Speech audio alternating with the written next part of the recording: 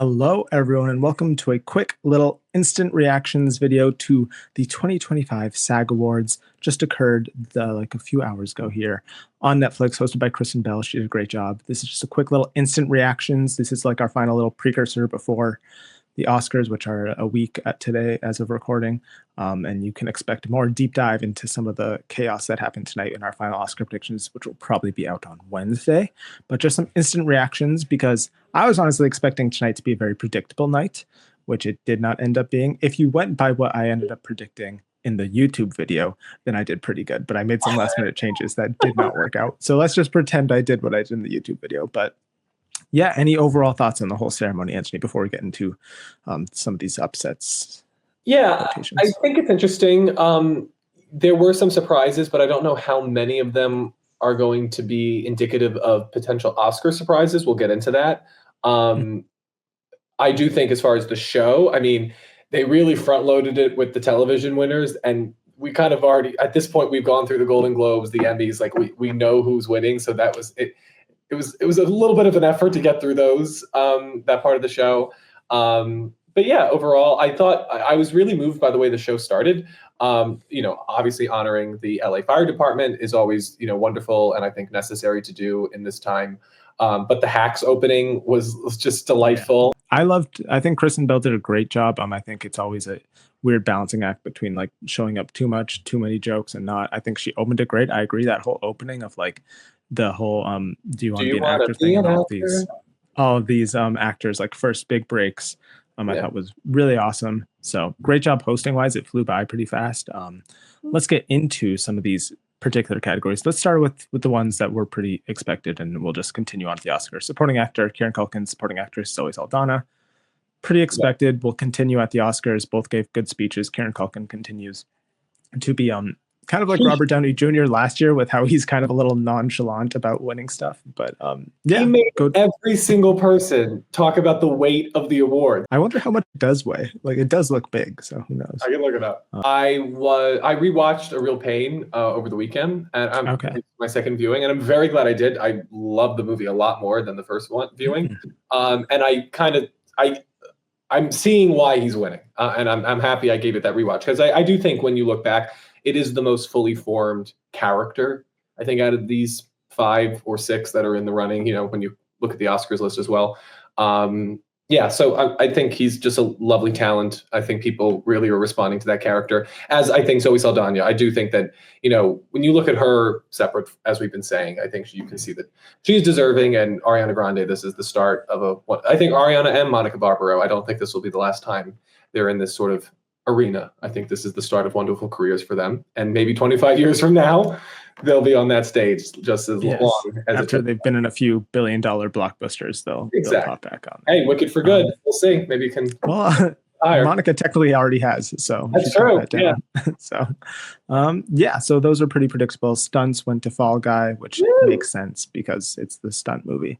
That's something they should air during the show. I still feel like I don't think it'll take up too much time, but yeah. And then let's start with actor. Okay. Timothée Chalamet, I think a bigger surprise in my opinion than when we get to actress. But it's something I think everyone thought could have happened. It's something that when we did our predictions video a few days ago, I did think was going to happen. But then I was just thinking like, well, maybe it's just going to be a Brody sweep. But I mean, looking at how much they love to complete unknown here, it does make sense that he would win here. He's, as the speech indicates, the young actor of his generation, up and coming, and he gave a good speech. I think it's a great speech. I think lots of people don't like sincerity and authenticity and earnestness for some reason nowadays. I think it's like cringeworthy for some people, and I don't understand what's wrong about an actor, especially of his caliber at such a young age, saying that he's striving to be one of the best at his passion and his profession. I feel like that's nothing to some people like say it's egotistical or whatever. No, I thought it was a great speech. I don't think it will carry over at the Oscars. I feel like this is kind of just a one-time SAG thing. And then Brody, who's got BAFTA, he's got Critics' Choice, he's got Golden Globes, he's in the stronger film. I feel like that's just going to happen, but it's closer. At the Oscar, it'll just be Brody. Yeah. Because I think that's why, listen, I was predicting Timothée up until when we filmed our video, when we had to document our feelings for the world. And I picked Adrian just because it seemed that, Demi Moore ended up winning, and that was a single nomination film for SAG. And it seemed that maybe that was just, they were willing to do that. You know, you didn't have to have all around support, and that those two performances were just so indicative of the quality and the success of their individual films to such a degree that it was like undeniable. I just think in the end, The Brutalist probably didn't play to the largest voting group out of any of these major guilds. It's probably not a great screener movie. I wonder how many people got through it. Where The Substance is a popular, entertaining film. And so I think that if you're going to look at why The Substance was able to win on one nomination in the adjoining category, I think that's why. Yeah, as far as the speech, listen, it did hit my ear the wrong way when he was talking about it. I just think because it's odd. Because it wasn't a sure thing that he was going to win. And then he goes up there and he says this very rehearsed thing. Like, yes, it's authentic. I think this is what he believes, but also it kind of feels like it doesn't come off the way that Kieran Culkin feels like he doesn't know what he's going to say until he's like in front of the microphone, where this feels like a speech he was ready to give. So maybe that's why it hit me the wrong way. I was very happy he put Viola Davis in the pantheon of great actors. As she should be. Yeah. And I do think like striving to, like, everybody does strive to be one of the greats. So I think in a couple of days I'll revisit it and come back to it. I just think it's not the speech that I thought he was going to give. I didn't expect it either, no. But I think just looking at it, I don't see anything wrong with like saying, like, he's not saying that he is one of them. He's saying that's what he's striving to be. So, which pretty much everyone is striving to do with their profession or their passion. So I also listen, because we can go back to like Michael Moore winning, and we can go back to Marlon Brando and Sashi Littlefeather. Like, award speeches don't matter what they say. Like, yes, I understand the industry cares about how they're being presented. And especially if you just gave an award to somebody, you want them to be somewhat receptive of what they just were given.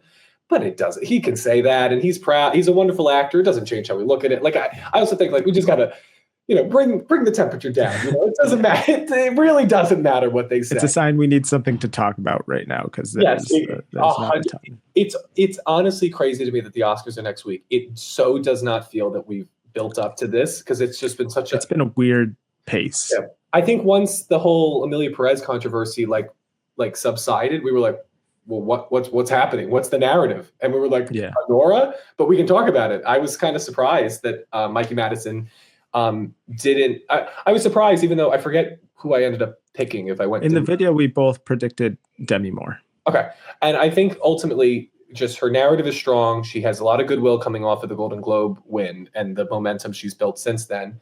And I do think that Mikey is proving to be the Austin Butler of the season, where she's in the more maybe seen movie, but she's young, and they think, you earn the nomination, it's great for your career.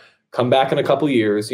Emma Stone didn't win on her first nomination. It's very rare. Again, I think you mentioned that Brie Larson would be the comp, and that year they were on different levels. Brie Larson had won multiple different critic awards and had like 50 acting credits. Mikey Madison has like 15. Just looking at that year, she was up against Cate Blanchett, who had just won her second 2 years before. And then Jennifer Lawrence was coming off of this like run of great wins and nominations. And then Charlotte Rampling. Looking at the race, there was not really an overdue veteran for Brie Larson to go up against, in America. Charlotte Rampling is great, but I don't think many people in the industry cared about giving Charlotte Rampling an Oscar, where I do think many people do want to see Demi Moore on that stage. I think that there's a great affinity for her going back to, the Brat Pack days and how she built a career out of that. So what does that going to do for the Oscars? Are you going to go Mikey? I think this is because I really did think within the last few days that it was going to be Mikey here. I just looked at, because I thought Nora was also good. We'll get to it. We'll win Ensemble here as well. And you look at like movies that were nominated Ensemble and also had their leads nominated, like Cillian Murphy, Michelle Yeoh, McDormand. They all ended up winning in the lead acting categories. So it made sense to me. Just because there was so much American Guild support with Nora so far, it's won everything that it could have in terms of American Guilds. So that's why I was leaning that way. But I wasn't very confident in it, because that's obvious. I've been flip-flopping back and forth based off the video for predictions. Just because, like you said, Moore's narrative is just total SAG, in particular catnip, I think, for actors in particular. Both the role within the film, which has a lot to do with, I think, struggles that most actors can relate to, in terms of like aging and appearance, and all of the whole career narrative for Demi Moore, I think, is a thing that actors all look for and root for. So I think it just made a lot of sense in terms of the Oscar now. I mean, Demi's got 3, Mikey has 1, but I think Mikey is still in the Best Picture winner, and BAFTA is the most predictive in terms of Best Actress in terms of who wins the Oscar. So I'm still leaning Mikey, especially because she's in the much stronger film, and you, like we said to talk about in the SAG video, you can look at the graphic. If you're in the stronger film and it's not a sweep, it usually goes to whoever isn't in the stronger film, and she's in the Best Picture winner. So that's where I'm leaning, but I don't feel confident about it at all. So I'm just curious. Would you then say that, like, where does Brendan Fraser fit into this? Because I feel like Demi Moore is running the same exact season, right? Yes, I would say so, but Elvis was not winning Best Picture. I feel like that's a different level of support. I think that's like how Jamie Lee Curtis ends up winning, because that's the Best Picture beloved winner. Yeah. So it's a different level, but I can totally see the Fraser Moore comparison. It's just interesting to me, like, when Best Picture winners mean that you're winning 2+ acting awards, and when Best Picture winners means you're not winning a single acting award. Like, why, what's the difference between like Shape of Water and like Everything Everywhere Oppenheimer? Like, it's like, it's funny to me, like, what movies they determine the actors are necessary for. It would be odd for Anora to win at least 2 of the top prizes and not take Anora, not be one of the things it wins, the titular character. So it is interesting.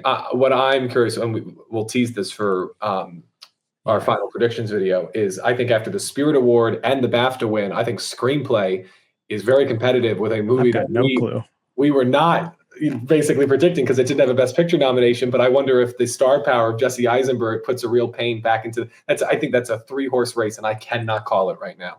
It'd be crazy if A Real Pain won its 2 Oscar nominations. Yeah. So hey, I mean, Coda won its 3, so it's possible. But it's because I do think it was surprising that it didn't make it to picture. I think maybe people didn't think it was big enough. I just don't think people were passionate. Like, I think people were passionate about those 2 aspects of it, but maybe not it as a whole. Yeah, it was interesting because Best Picture, it's not just the producers that vote on it, right? It's everyone, yeah. Everybody votes on the nominations for Best Picture, and then they vote on their independent crafts, so or branches. So it's interesting. So the final prize, Ensemble, went to Conclave, which was a little surprising. I would have probably ranked that 3rd after Anora and then Wicked. It's crazy. It doesn't fit like SAG's vibe to me for some reason, Like, you say that, but you put that up against Trial of the Chicago 7, and that's one handsome, very well balanced double feature. I feel like that totally, or Spotlight, yeah. Like, listen, I think Conclave, maybe more than all the other movies, really represented a true ensemble. Like, Anora, like, yes, it has an ensemble, but there are a lot of ensemble in the second half. Yeah, I would say. Yes, and even then, like Kieran Karagulian, he gets on the plane to go to right? Yeah, but even then, like, he starts to fade. Like, they all have their moments where I think, Stanley, I don't know. Like, I just feel like they look at Conclave as this ensemble vehicle where Anora feels like the Mikey Madison show, and Wicked feels like the Cynthia Ariana show, and Timothée is the Bob, a complete unknown. So I think that's probably why I do think that the movies that are proving well this season are the ones that are the least the most inoffensive. I believe that's the right terminology. Yeah. The safest movies. Anora doesn't, polarize people that much. It is surprising that the SAG voters went for it when the SAG nominating committee didn't obviously give Isabella Rossellini an individual nomination. It seemed to gain in support. I think that's why we probably didn't consider it more heavily, because it didn't have that key nomination to say there's real support for Conclave. Yeah, I do agree. It is easily, of those 5, the most ensemble, so it makes sense in retrospect that it would win. I just, once again, in carrying this over to the Oscars, I just don't see, especially on a preferential ballot, this being like anyone's number 1. Honestly, I haven't met a single person who out of the 10 Best Picture films is like Conclave is my favorite. I do feel like Anora is a better combination of like high enough on enough people's ballot and also some people's number 1, where I think Conclave is just high enough on some people's ballot, but maybe not enough people's number 1. I think what we're learning in this new era of having a solid 10, is that the movies that do well are entertaining art house fare. because Everything Everywhere, Oppenheimer, and we'll see Anora if it proves this to be true. These are movies that you can teach in film class. These are films that the independent world, the people who look at cinema as an art form can seep their teeth into and really get into it and talk about the craft and everything. But these movies are very entertaining. The fact that Everything Everywhere and Anora are comedies. Coda also, you could say, was a comedy. Sure, yeah. And Oppenheimer was every other genre. It was a thriller. It was had little heist elements in there. It was coming of age. Like it's a courtroom drama. Like those things, I think, are what's proving to work, because you're getting all sorts of voters. You're getting the people. I remember looking at the 2021-2022 season. It's like Power of the Dog and Coda represented such different voters, such different types of voters, and what you want to do is straddle them both. And so you just want to make people feel, and I think Anora makes people feel more than Conclave does. Yeah, and I think other than Wicked, I would say Anora probably has the best ending out of any of the Best Picture contenders. Any of the ones in contention to win, yes, I would say Nickel Boys has the best ending of any of them. Yes, but that's just me. Yes, well, that's not just you. I'm sure there are.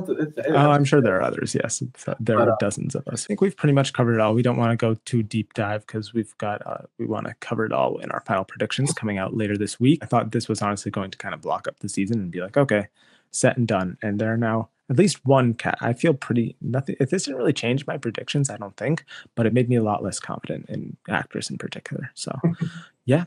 We'll see how that goes. Comment your guys' predictions on your predictions too, but your thoughts on the SAG Awards and the ceremony, all that stuff down below. Like the video and subscribe so you can stick around for our big final predictions episode. Yeah. We've got a lot to talk about. So thank you all, and we'll see you in the next one. Bye, everyone.